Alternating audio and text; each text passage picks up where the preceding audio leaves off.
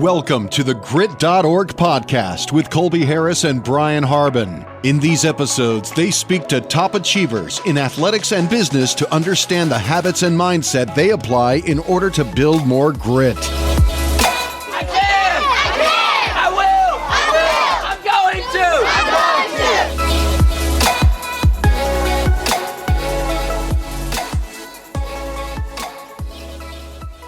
Welcome back to the Grit.org podcast. My name's Colby Harris. Alongside me, as always, is Mr. Brian Harbin, and we're here with today's guest, Jason Watson. Jason, thank you so much for being here. Excited to be here. Born and raised in Jacksonville, Florida, Jason has been training in the martial arts since he was 7 years old. Jason's parents launched Watson Martial Arts Studio in 1984, teaching various martial arts and training students of all ages. Jason took over the facility in 1994, just a decade after opening their doors. In 2005, Jason combined his love for martial arts with general fitness and created Fight Fit, a combination of punching bag movements and muscle-building exercises that is great for endurance and adding muscle mass. Jason is a 10-time state champion, 10-time national champion, 2-time U.S. Cup champion, and even competed in the professional pro TKD league for a time. He has coached over 100 junior national champions, with one of his athletes taking gold at the U.S. National Championships. Outside of running his studio, Jason enjoys spending time with his wife, Allison, and their two sons, Council and Reynolds. So, Jason, we're super excited to have you here today. I've tried the Fight Fit classes. I thoroughly enjoy them. I love what you do there. Super motivating, too, to have you there, keeping us on our toes. So diving right in, can you share more with us about your upbringing here in Jacksonville and how you originally got into martial arts when you were just 7 years old? Yeah, born and raised here at Jax. My dad owned this car customizing business, and it was like kind of this big shop, and there was a show on TV. You're too young for this, but it was called Black Belt Theater, and it was, these Asian guys that were, had these giant gray beards that, of course they were in these costumes. They were about 20 years old, and they would jump from building to building and have these really cool fight scenes with all the, the audio didn't match the mouth and the sound effects. And my brother and I loved it. And we would always be fighting. And so we'd go in my dad's shop and we would, he had these boxes of those paint stirrers that you would get at like Lowe's or whatever. And we'd hold them and we'd break them and all that. And so my aunt one day, as a birthday gift to my brother, bought us a month of lessons. And so I was 7, my brother's 10 months younger than me, and that's where we started, at least. Yeah, so, and then tell us about at what point you kind of got into competing. I mean, I guess obviously you renewed after a month, right? Yep, and you kept doing lessons, and tell us, I guess, at what point you decided to start competing and how you got into that. Pretty early on. I would say by the end of the year, we were competing in our first state and championships, and we got our butts stomped a couple times at the beginning, but we had so much fun doing it. Speaking about me and my brother. So once we kind of got into a couple tournaments, we had the bug, man, and it seemed like every weekend we were traveling and fighting and competing, and it became a part of our lives. Yeah, as a surfer and competing, that's some of my favorite parts about doing sports is just getting to spend those Saturdays or those Sundays all day at the venue, hanging out with other competitors, getting that fire under you a little bit too when it's your time to shine. So coming into when martial arts launched, tell us a little bit more about the genesis of that and when your parents launched it in 1984. So how did that really come about and what led them to opening up the studio?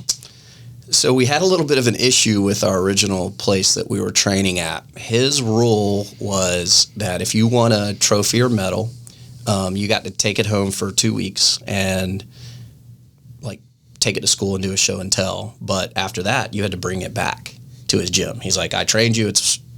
And he had his whole frontage had just rows and rows of these trophies and medals hanging off of them. And I remember I won a gold medal at the state championships, and my brother had won as well. And I said, I don't want to give him my medal to my parents. And they're like, well, we agree with you. Here's what's going to happen. And they kind of told us, we're going to go tell him, and you are going to go and you're going to tell him, hey, we don't want to give it, this is not fair. And we're pretty sure he's going to ask us to leave. So he did. And so we won the state championships. We went in and he said, well, that's against the rules and you'll have to leave. So we left, and so we had 3 months to train for nationals, and we did out of my dad's shop. At night, he'd pull the cars out, we'd roll mats out. We had one of these guys that was he was one of the best fighters in the country that was one of the instructors. My parents were paying him, and then the next thing you know, we had 2 or 3 other kids show up, and then we had like a team of 7 or 8 of us that had trained to fight that year out of my dad's garage that went to nationals. And then after that, they ended up opening the facility, saying, hey, we need a place for y'all to train that's not a oil-ridden floor in a garage. So, wow, that's incredible. And so tell me what it was like. Okay, so training early on, your dad is basically, running 2 businesses out of the shop at this point. I mean, I guess at what point did he decide to say, all right, let's spend more time with the martial arts, and then, the fact that you're training there, but then you're also kind of helping run a family business? Tell us a little bit about what that was like too. Well, at the time, I guess I was like 9 when we originally opened the main facility, and they opened this gym that was just for kids to go compete. And it was funny, for the first handful of years, our gym was just a place for people that wanted to go fight. Like, you weren't the kind of casual, hey, I'd like to do some martial arts. No, it was like blood on the walls. You went in there. Like, we used to joke, like, we'd cry when we were stretching because we knew we'd be crying soon anyway as we were training. It was going to be that hard, so might as well get it out of your system. So it was later on in 1994 when I actually took the facility over and started running. I was a year out of high school, graduated from Wilson in 93, and so 94 I started running it full time. Yeah, that was kind of leads me right into my next question. Like you said, you take over the studio in 1994. Before, you were super young at this time, yep.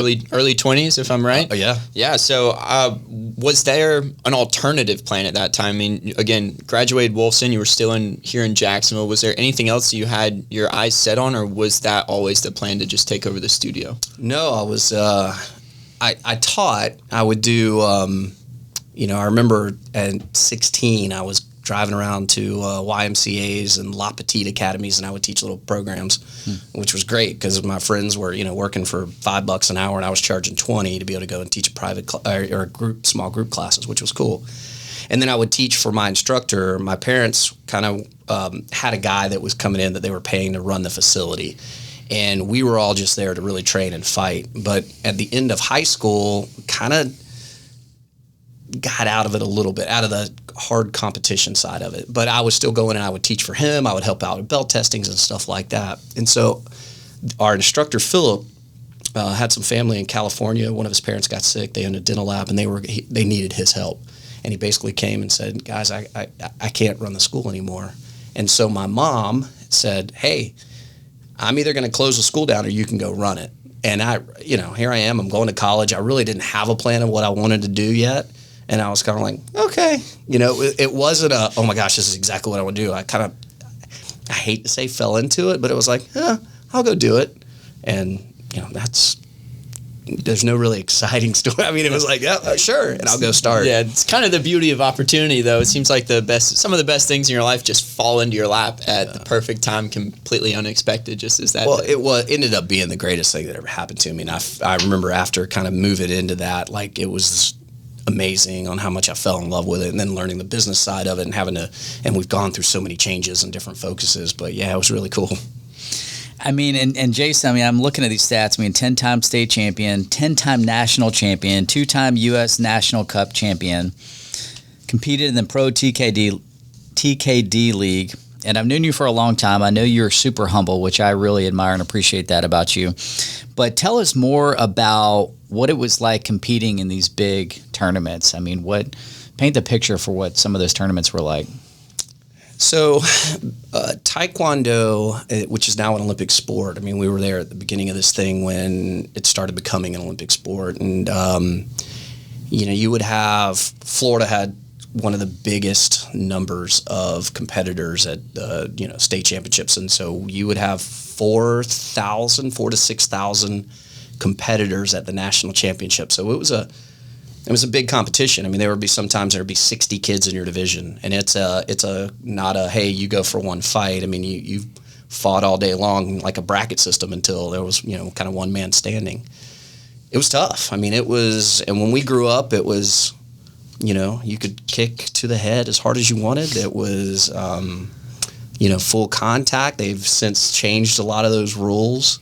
We used to joke around that, when you were at the adult nationals, you'd hear doctor to ring 2, doctor to ring 4, doctor to ring 6, it was just like part of the deal. But it was tough. It's a fight. It's a little bit more Cobra Kai style. Yeah. I've always thought that's what we see in the movies. I've never practiced martial arts as much as I've had desire to. I know Joe Rogan's a huge fan of jiu-jitsu. A lot of people I know really get into that, particularly for rolling and just all these other things. It's great. A lot of great clubs around the area to do things like that. So back to competing, of your many wins, which stands out to you in your mind that was either like the most rewarding or earned or the most challenging victory you had? And can you tell us a little bit more about that? Yeah. So I was 13 and I'd been doing pretty well. I'd won a bunch of junior national championships, and I remember fighting at the state championship, and you have to place in the top 4 to be able to make it to the nationals. So I win first in my division, and this is, I can't remember where it was out in Florida, but it was the state championship. I win first, and I'm over there taking my gear down, I'm pulling my shin guards off. And I remember my coach walking by. I see my coach and my dad, they're kind of about 15, 20 feet from me, and they're kind of whispering. I could tell they're talking about me. But my coach walks over, he doesn't really make eye contact, said, "Hey, don't take your gear off yet." So I said, "Yes, sir." When I sat there. Well, then it kind of moves away. And so here I am sitting, and some time goes by, and then they start calling the adult divisions, which is the 18 and older. And I remember them calling, "All right, Finweight, come to this division." Unbeknownst to me, they'd registered me to fight adult Finweight. So they come grab me, and they're like, "Hey, go, go, go." And I don't have time to think about it. Okay, I grab my gear, and I go over, and they bring me to this ring, and they're taking all our paperwork for fight. And I'm looking around at these guys that I've watched fight a bunch of times because they were like, these are the deal, right? These are the guys I want to be like. Well, I ended up fighting in that division, and pretty much out of pure fear, and I placed in the top 4. And a similar thing happens at nationals. They had me continue training. I did have an older sparring partner who was competing at nationals, and they had me stay on a little bit longer and train with him. And at the whole time, nobody really told me, "Hey, by the way, we've got you signed up to fight at the adult nationals." So you get there, and we are in Columbus, Ohio. I'm 13 years old, and I still have really it's like almost, I was just naive, I guess. Hey, I didn't know I'm about to sign up and fight against the best guys in the country. And so then here we go. I find out, yeah, you're going to be fighting today. And I go look at the brackets. And matter of fact, one of our sparring partners, we run into his cousin, and his cousin's 28 years old. And he says, "Hey, this is my cousin." And oh, cool. We meet each other, we hang out, and we walk off. And my sparring partner's like, "Dude, my cousin's awesome." And he starts talking about how good he is of a fighter and yada, yada, yada. Well, I go look at the brackets, and out of the 80 guys in the division, guess who my first draw is? I'm going to fight his cousin. Here I am, 13. He's 28. And I'm signed up to fight this guy. So I remember setting up, and the whole time I'm just scared out of my mind. This is full contact, right? You could try to knock the guy out if you want. And I'll never forget that, they line us up, and this guy can tell. He's blood in the water. I got this kid in front of me. Well, he runs at me, and I just literally kick him and knock him completely on his back. So I'm scared to death. I look around at my coach, and my coach is super excited. Now there's all these people crowding our ring because, you got this little kid out there. And matter of fact, I think I even weighed in my jeans that year because I didn't even have to, everybody else is cutting weight. And I was like, I'm in the lightest division. Anyway, he gets up and he's pissed. And so he runs at me. I knock him down again. So I knock him down twice in a row. I ended up winning the fight, win several more. I get ranked 6 in the country, and I'm 13 years old. So that one stands out. It was really crazy. Matter of fact, after I lost my last match, and the guy that comes over that's getting ready to fight for the gold medal in my division shakes my hand. He's like, "Dude, that was an awesome fight. Nice job." And pats him back. And as he walks off, I realized that was the guy who had just won the silver at the Olympics the year prior. So if I'd have won my last match, he'd have been my next match. So, yeah, it was really cool. Wow. And do you feel like you used, tell us what it feels like to be a champion, top of the podium, time after time. What's that feeling you felt like? Because I'm sure that stuck with you through the training when things get really, really hard. You kind of remember that feeling. So tell us a little bit about what it feels like, or what do you feel like motivated you from those moments? My dad used to have a saying, which is, they're not going to eat you, you know, and that I've had to use that a lot. And, you know, everybody goes through tough times, right? And but if you realize they're not going to eat you, it's not going to be fun while you're in it, you know, you got to get back up. And if you do that, you know, you just, I think you can be successful on the backside of that. Just get through the tough stuff, and then you realize on the backside of that, it wasn't as hard as I thought it was going to be when I was in it. Yeah. Success is definitely on the other side of failure, right? That's right. And, you know, kind of the flip side of that, with as much success as you saw through the sport, obviously there were some challenges, some setbacks. So, you know, share with us maybe, you know, if there was a time or two where you were injured during a fight and you had to keep going, or if there was this, you know, one competitor that when you saw his name, you were like, oh man, I'm up against this guy. Yeah.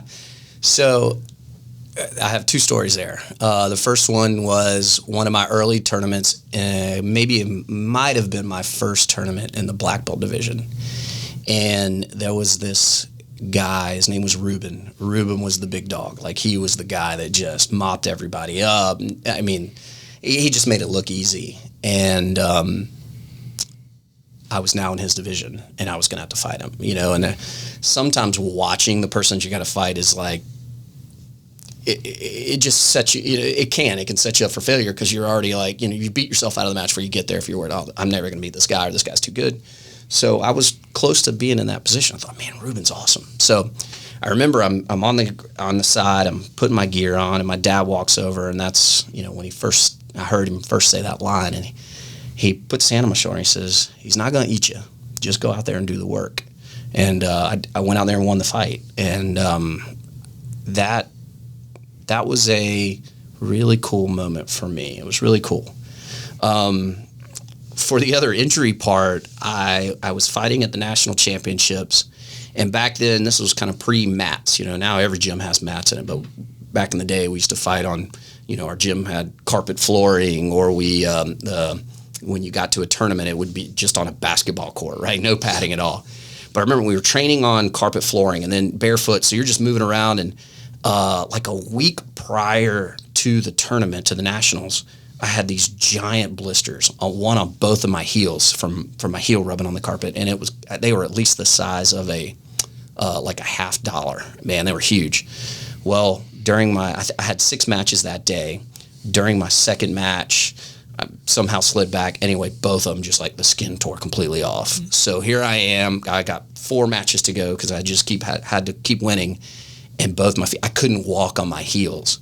And I think there was a picture of me somewhere later. I'd won the medal or gold medal, and I'm on the podium, and like I'm on the balls of my feet because my heels were like bleeding, and I taped them up. But yeah, I mean, it's, you know, the old Karate Kid story kind of thing.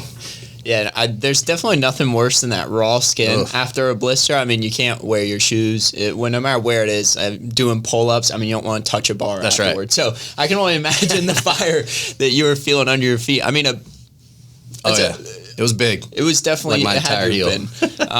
So that kind of segues right into my next question. You know, obviously you had a lot of great people around you, a lot of people that were training you, a lot of people that you were sparring with and working alongside.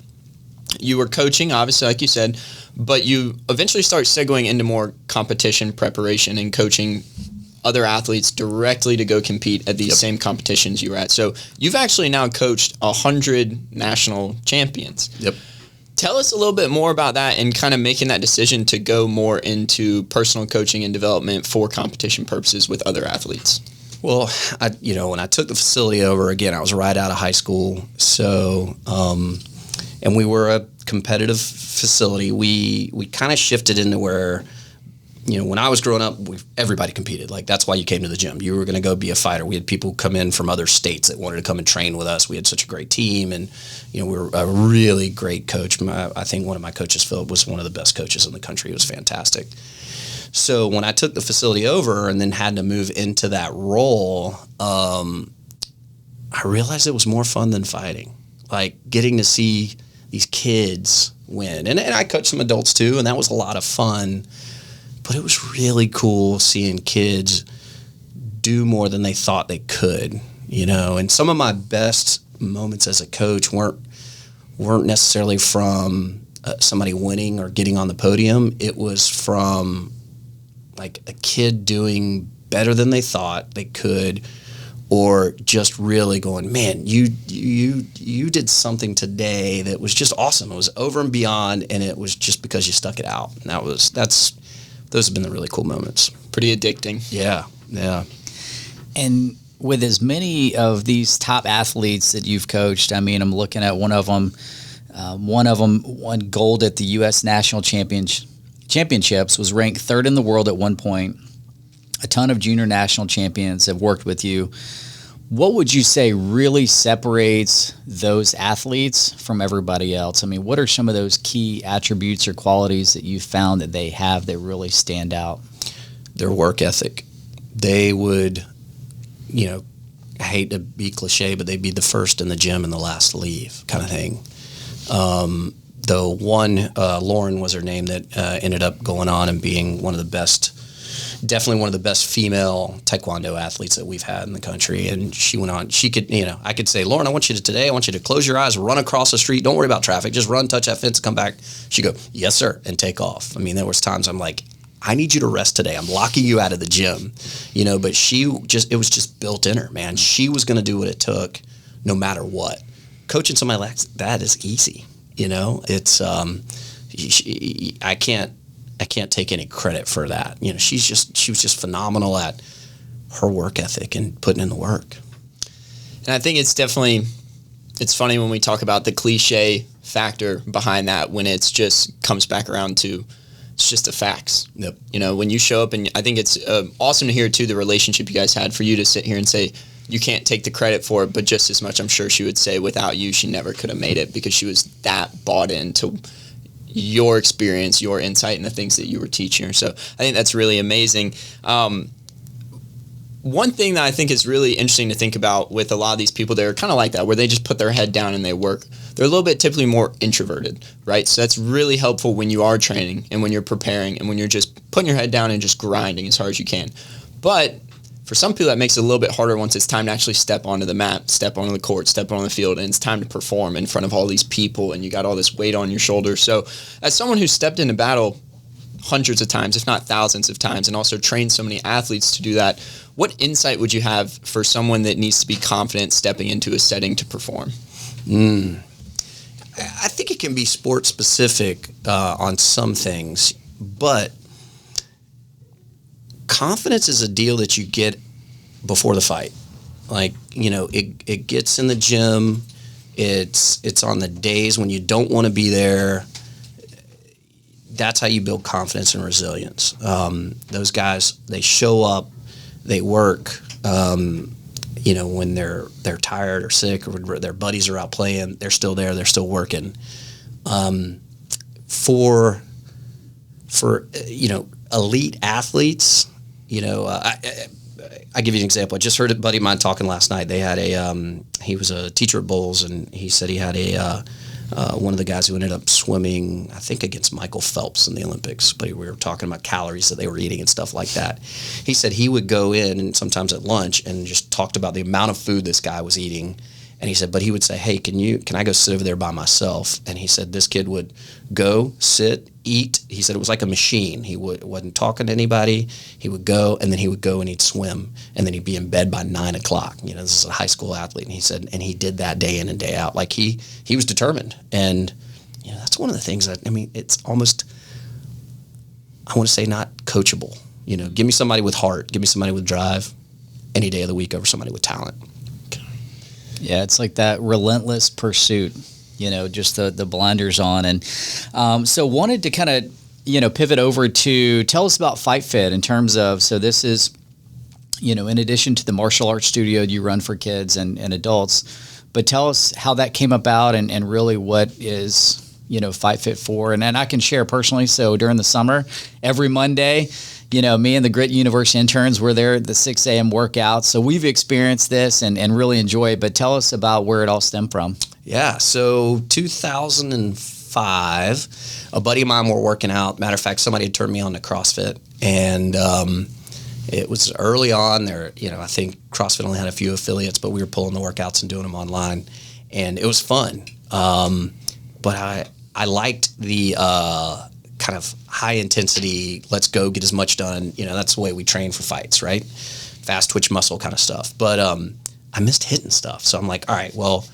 I need to, as a martial artist, I need to be kind of limber and move well. And so I don't want to pack on a ton of muscle, but I want to stay light and lean. And plus I want to punch a bag. So me and a buddy started pulling gear in my gym, and I started programming some workouts, and then that ended up to somebody else saying, hey, I saw so-and-so, and he said he was working out, can I come? And then I ended up saying, sure, and the next thing that was like 8 or 9 people, and I thought, well, man, let me start a class, and just started programming more workouts, and it grew from there. But yeah, Fight Fit's a combination of striking with high intensity interval training. We cycle through about 120 different workouts of different modalities, from AMRAPs, Tabatas, circuits, different variable circuits, all kinds of fun stuff, because, monotony is a killer, so we want to make sure that you have no idea what you're getting until you get there, kind of thing. And it's so smart, too. You guys turn it into a competition, so the bags have like this hit count, but it also shows pressure, so during the workouts, you can see who's putting in the most work. And if you turn your bag on, it's like, all right, you have the scoreboard up to show how you're competing. And that's so right. I like that extra element you guys add. I pay attention for sure. I definitely pay attention. Yeah. I mean, it's fun too, because we kind of ease into it. We like go ahead and get a couple warm up rounds to just loosen up the body, and then when it's time to just start wailing on the bag, everyone's numbers just start going up, and I'm like, all right, I got to hit it harder. But I was just that was making me think about when you moved into that space. I mean, obviously you had to take a huge leap of faith to launch Fight Fit. As all these people were kind of had a desire for it, you still had to have a studio space, and now you needed this Fight Fit space. So that led you to taking on a new location in 2014, where you're currently at on Emerson Street. So obviously that's a huge risk to take. It was a lot of property, a lot of new equipment, a lot of stuff going on. So tell us a little bit more about that experience of not only betting on yourself and why that's important for other entrepreneurs out there and people who want to be of service to others, but just the benefits you've seen by moving into that new facility. Sure. Ownership, number one, but it was scary, man. It's taking on something that big is crazy. But it's awesome being able to go in and know that I have control over that building, right? Being able to design it in the way I want it. I mean, it had always been a dream of mine. For years and years and years, I would look and think, oh, this would be really awesome. I could do this and I could do that. But we were able to kind of plan out, how do we have a space where, when I first started doing Fight Fit and we were doing it on my mat, I'd have to wait till class was over. I'd roll bags out and then I have to roll them back for the next morning. And now we've got a dedicated space where people can work out. Their kids can be doing in class. They can be working out, and it makes it fun. And so, and talking about the studio you do for kids in terms of helping them progress through Taekwondo, I want to kind of ask your opinion, but first I wanted to kind of share my thoughts. I've got 3 boys. All 3 of them, go to your studio for Taekwondo. My oldest son has his black belt through your studio, and then Max and Charles are both working through theirs.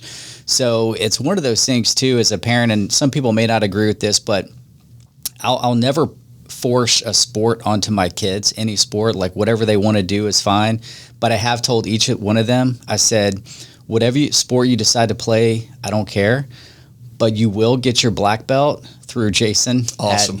At Taekwondo, because I believe, for me, especially with boys, like to develop the discipline, especially learning through you in your studio, all the things that go along with it. You're setting a good example for the younger kids. The fact that it takes 6 years, the fact that they're going to want to quit dozens of times over the time period. But the fact that they push through and they have that, and of course, the self-defense aspect of it. So that's my personal opinion. But in your opinion, in terms of all the hundreds of kids that you've come through your program, the fact that you have 2 boys yourself that go through the program, in your opinion, what are the advantages for parents to put their kids in martial arts at a young age? It just piggybacks everything you say, right? Like, I think the kicking and punching part is just a vehicle for teaching kids goal setting, Like, we do a black belt meeting before, as once the kids reach that high red belt and we're setting them up for black belt. And one of the things we talk about is, for a 10, 11-year-old, a week is a long time to wait. If you say, oh, yeah, we're going to go somewhere, we're taking you to Disney World next week, they're going to ask you every day, is today the day? Is today the day? Are we there yet? Kind of thing. Just tell somebody, is this going to be a 5-6 year process? That's really hard for them to fathom. So on the back side of that, when a kid makes it, man, they've set themselves up for success, right? When they get into high school and they've got a tough 4 years or college or whatever, they have a place built in them already that they kind of have this baseline where they know, okay, I have done something that took me a long time to do, and it was tough, but I stuck it out, right? They have kind of this area where they know, I've done this before, I can do it again, which in most other sports that doesn't happen. I think besides like getting an Eagle Scout, right? Like, which is amazing. That's the deal. And then talking to them all the time about, respect and being polite. We have all these little sayings. We work through them on focus. Being focused is a skill. Kids need to learn it. And then, we don't say practice makes perfect. We say perfect practice makes perfect, right? Like the way you practice is important. You don't want to do something 1,000 times bad and you just get really good at throwing a bad punch. So we try to walk through those skills. At the end of the day, that's more important to me than how good a kid is at competing or fighting or, being able to throw a cool kick or a punch, goal setting. Yeah, and I'll say, too, I'll never forget that meeting sitting with Stone before he goes to test for his black belt with you, because you had me sit in that meeting with him. And you explained this story talking about how each belt and the color represents something different. And I don't know if you can share it publicly or if it's only for that private meeting. But for me, it was super impactful. And we'd been going to practices for years at that point. But the way you summarized it made it all tie together. Right. Really made a lot of sense. I don't know if you can kind of share that same in terms of... Yeah, and we don't do this with our kids at white, yellow belt because it doesn't mean anything to them, right? And now this is for our system because there's tons of different belt systems and different colors belts. But for ours, we believe it's like based on the system of like a tree or a plant, right? That white belt's that seed in the ground. And if you think of a tree, for instance, that tree could grow to be a bonsai tree that's going to be, a foot tall, or it could grow into a redwood tree that's big enough to drive a bus through, right? Those depend on the other factors, what kind of tree, what kind, how much water, sun, and all that stuff. So that's the parents, the coaches, their teachers. But when that seed pops up through the dirt, and you got that little sprig, that's a yellow belt. And then it starts getting leaves on it. Well, that's the green belt, right? And that's continuing to grow and get bigger. And then blue belts when it gets these kind of bulbs like flowers on there. Red belt, it's those bulbs are opened up, and so now you get to kind of see the life of that tree or plant. And then black belt is it spreads its own seeds. And so what we tell the kids are, if somebody doesn't know anything about martial arts and they come into the facility, they're going to know what a black belt is, right? They've seen it on TV, so they don't know if a yellow belt's higher or lower than green belt or where does a purple or brown belt fall into place.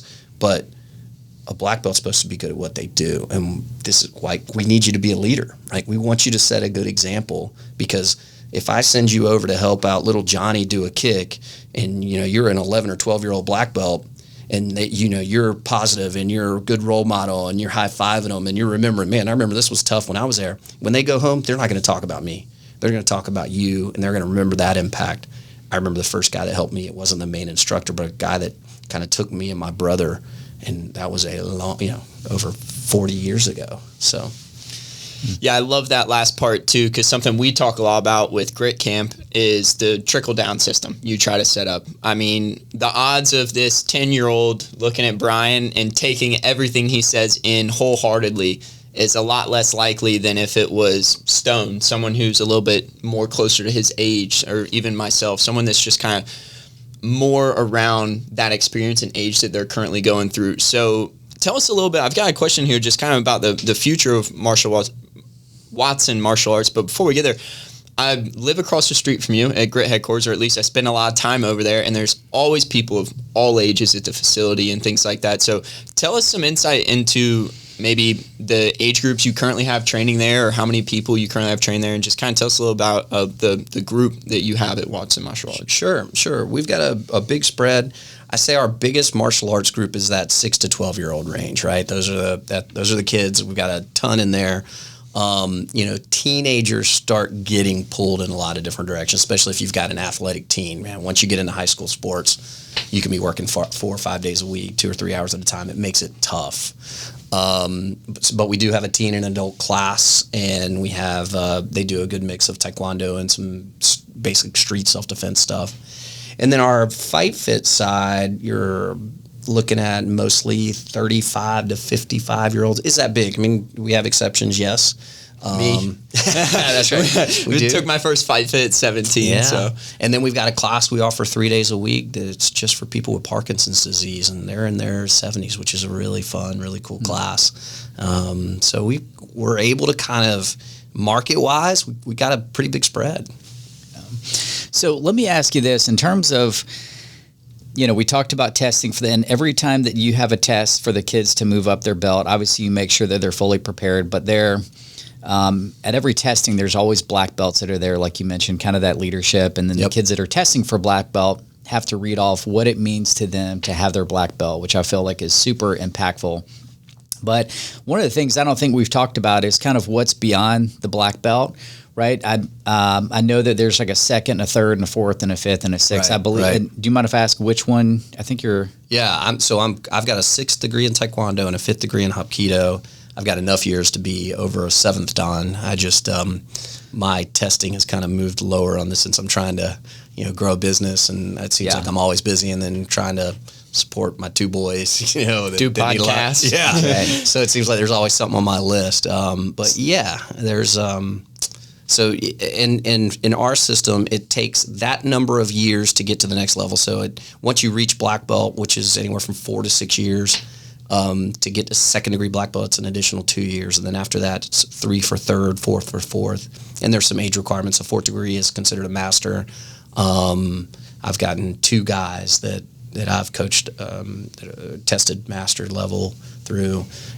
Again, the problem is we got a bunch of really smart, cool kids, and so they end up going away to school, and hopefully circling back. One of the guys, Evan, who helps run some classes, has circled back, and then he's about to go to Cairo school next year. So, and then you talked about 5th, 6th, and then 7th. You said that there's even more requirements that you have to meet in order to get that. I think you have to be 54 before you can test for grandmaster.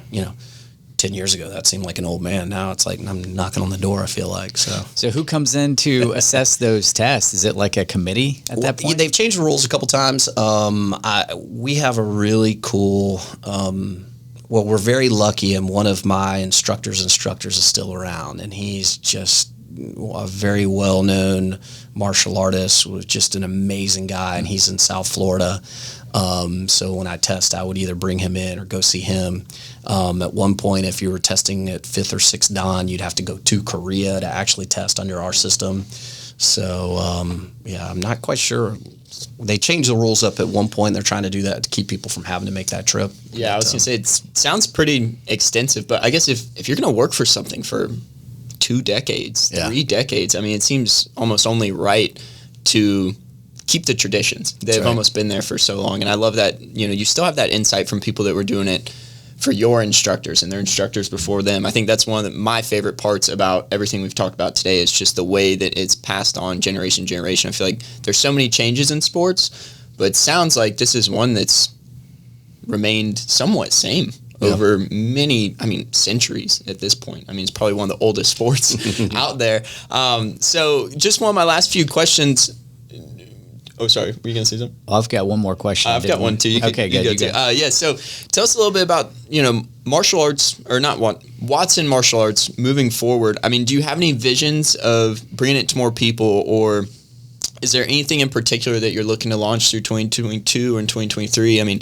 We know you're really busy already, but do you have your eyes set on something to further your mission and further the business in the future? Yeah, we started a trainer certification program for Fight Fit, which is really cool. So guys can go on and get their Fight Fit certification and actually get our workouts and do those in their facility. And we've got some people in, I think, Germany and Switzerland that have already done it, and it's really cool. It's a totally online component, and so a lot of these guys get their certification. And the downside is I've never even really had contact with them, and I'd love to like set something up and meet them, but I think we've got 20 people now, a little over 24 that have done our certification. That's fun.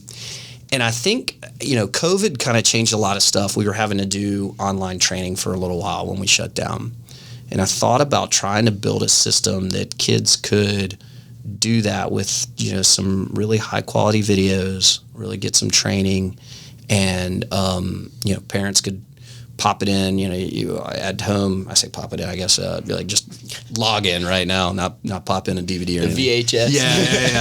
Yeah. But they could log in, they could, get some high quality videos and then shoot some video themselves where we kind of would edit and look at it and say, okay, cool, you're ready after so many classes, and parents are signing off that they could move up in ranks, which would be really cool. So technology is a beautiful thing. It's amazing.